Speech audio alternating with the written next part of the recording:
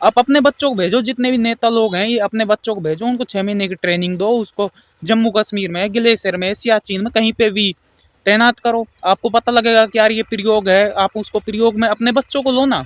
एक गरीब किसान को क्यों लपेट रहे हो उसमें। जय हिंद भाई सभी को। तो भाई देखो, अग्निपथ योजना को लेकर कुछ और चीजें सामने आई हैं सरकार के द्वारा, जो आपको जानना बहुत ज्यादा जरूरी है। पहले भी आई थी ये चीजें सामने, बट इस पर किसी ने ध्यान नहीं दिया, लेकिन अब ये ध्यान देने वाली बात बन गई है, क्योंकि हमारे अग्निवीर लगातार शहीद हो रहे हैं और उनको सेना की ओर से सम्मान तो दिया जा रहा है, लेकिन इतना ज़्यादा सम्मान नहीं मिल रहा। क्योंकि अगर एक परमानेंट जवान सेना के लिए शहीद होता है, अगर वो अग्निवीर नहीं है, तो उसके परिवार को लाइफ टाइम पेंशन भी दी जाती है और ऐसी कई सारी सुविधाएं दी जाती हैं जो एक अग्निवीर के परिवार को नहीं दी जाएंगी। और कई केस में ऐसा भी सामने आता है कि एक परमानेंट जवान अगर शहीद होता है तो उसके परिवार में से किसी एक सदस्य को सरकारी नौकरी भी अलॉट की जाती है सरकार के द्वारा। लेकिन एक अग्निवीर के साथ ऐसा कुछ भी नहीं है। उसको उसके जीवन बीमा की राशि दे दी जाएगी और उसके बाद जो उसकी जो ड्यूटी बची है, उसकी जो सैलरी बची हुई है, वो उसके परिवार को दे दी जाए। और सरकार ने इस चीज़ को लेकर पता क्या बोला था अग्निपथ योजना को लेकर, कि इसको एक एक्सपेरिमेंट यानी इसको एक प्रयोग के तौर पर जो है लागू किया जाएगा और इसको देखते हैं ये सक्सेसफुल होता है तो इसको आगे जो है जारी रखेंगे या फिर इसके बारे में कुछ और सोचा जाएगा। अब एक बात बताओ, सरकारी नौकरी बहुत हैं, ठीक है, बहुत ज़्यादा है सरकारी नौकरियां, लेकिन फौज की तैयारी एक गरीब किसान का बेटा या फिर कोई गरीब परिवार से ही करता है।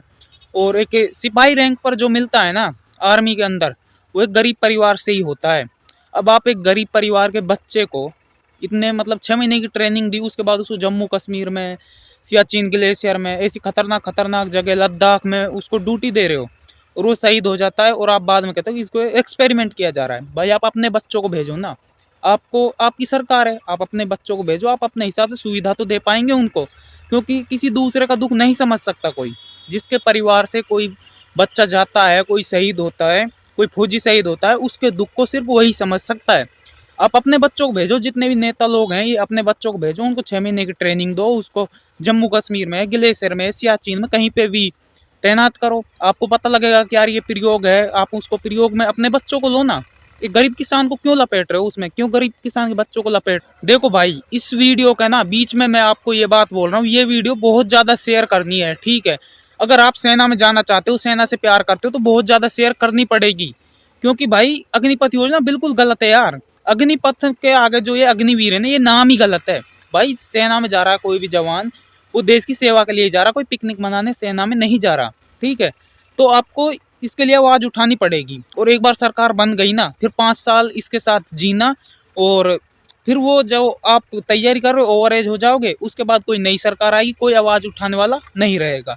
तो भाई अभी हमको आवाज उठानी पड़ेगी, हमको एकजुट होना पड़ेगा, क्योंकि किसानों के आगे भी सरकार झुकी है। किसानों ने भी जो नियम थे वापस करवाए हैं, सरकार को झुकना पड़ा है, तो हमारे आगे क्यों नहीं झुकेगी भाई। अब एक बात बताओ, अगर हम इकट्ठा होंगे और देखो कुछ गलत चीज नहीं करनी है। सेना किस चीज से जानी जाती है? अनुशासन से। हमें जो भी आंदोलन करना है, जो भी कुछ करना है, अनुशासन के साथ करना है। कोई भी किसी प्रकार की कोई सरकारी संपत्ति को नुकसान नहीं पहुंचाना है। पहले क्या करा था कि ट्रेन जला दी, किसी ने बस जला दी, तो ये गलत चीजें नहीं करनी है। अनुशासन में रहकर जो है आंदोलन करो, हो सकता है मांग पूरी हो सकती है, हो सकती नहीं है, करनी पड़ेंगी। और भाई देखो, इस अग्निपथ योजना को ना कोई भी सही नहीं बता रहा है।